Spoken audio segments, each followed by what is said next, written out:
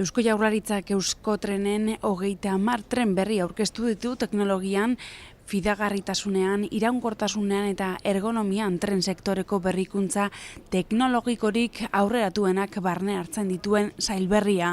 Joera modernoetan oinarritutako kanpo eta barne diseinua du eta Donostialdeko metroaren linea berrian erabiliko dira. Unitate berri hauek aurrerapen teknologikoaren, segurtasunaren, iraunkortasunaren eta erosotasunaren sinonimo dira.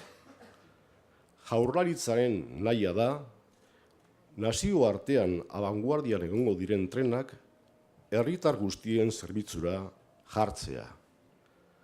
Hau da gure apustua, eta apustu honek argi eta garbi adierazten du Jaurlaritzaren garraio publikoarekin konpromisoa.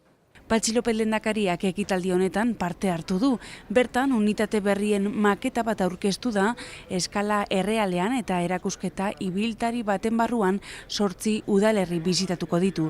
Gobernu hau tren arloari dagokionez, azkenaldiko apustu handienetako bat egiten ari da eta apustu hori Euskadi 2020 trenbide planean islatuko da, azpimarratu du. Trena etorkizuneko garraioa da, eta horregatik trenbide sarea berritzen ari gara. Jendea hurbiltzeko, lurraldea egituratzeko, ekonomia sustatzeko eta inguru giroa zaintzeko.